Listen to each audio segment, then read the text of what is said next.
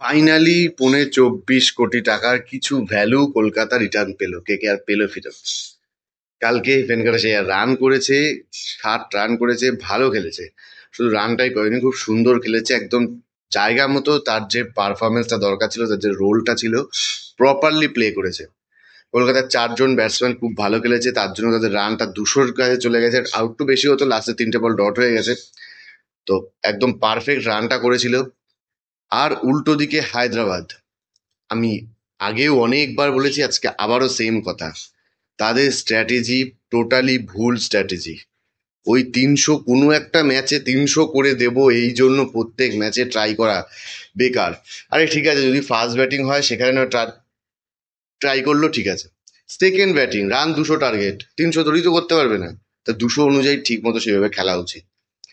ওদের স্ট্র্যাটেজিটা আমি বুঝতে পারছি না। ড্যানিয়েল ভিটোরি ওদের কোচ, প্যাট কামিন্স ওদের ক্যাপ্টেন, এত বাজে স্ট্র্যাটেজিতে ওরা টি-20 কি করে খেলছে? একটা প্লেয়ার, কারুর কোনো দায়িত্ব নেই, কেউ অ্যাঙ্কারিং করার বা কোনো দায়িত্ব নিয়ে কিছুক্ষণ থাকার মতো চেষ্টাটাই করছে না।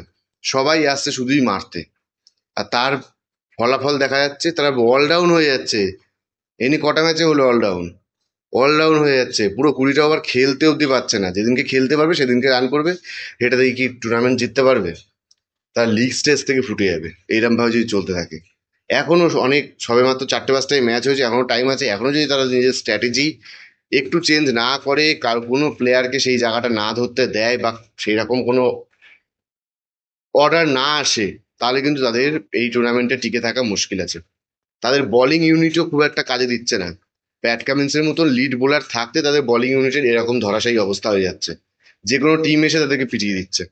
শুধুমাত্র সেটা শুধু হায়দ্রাবাদে হচ্ছে এটা তাই নয়, ওরা বাইরের মাঠেও সেম সেম জিনিসটাই হচ্ছে।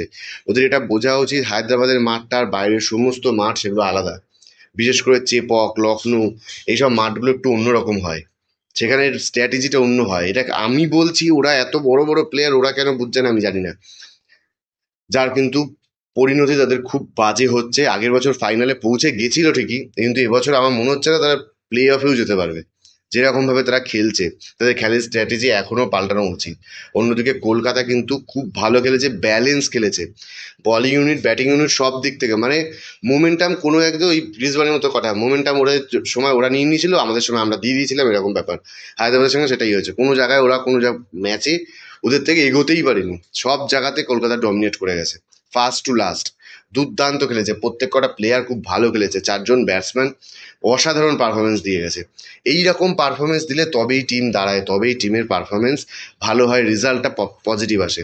যেটা কালকায় কলকাতার সঙ্গে হয়েছে, বা কলকাতা যেটা খেলেছে খুব ভালো খেলেছে। All the best Kolkata. আশা করি এবছরও তারা প্লে অফে পৌঁছাতে পারবে। ফাইনালটা পরে দেখা যাবে, কিন্তু প্লে অফে আশা করি পৌঁছাতে পারবে। যেরকম খেলছে, তাদের ব্যালেন্স টিম রয়েছে। বিশেষ করে মিডিল অর্ডার বা লোয়ার অর্ডারে রানটা পাওয়াটা জরুরি। এখন অব্দি রাসেল রানটা পায়নি, ভেঙ্কটেশের রানটা পেয়েছে। যদি এটাকে তারা কন্টিনিউ রাখতে পারে, তাহলে কিন্তু তাদের ভবিষ্যৎটা খুব ভালো দেখা যাচ্ছে। তো এই ছিল ভিডিও কালকের ম্যাচের জন্য। যদি কিছু ভালো লাগে লাইক করবেন, কিছু বলার থাকলে কমেন্ট করবেন। ধন্যবাদ।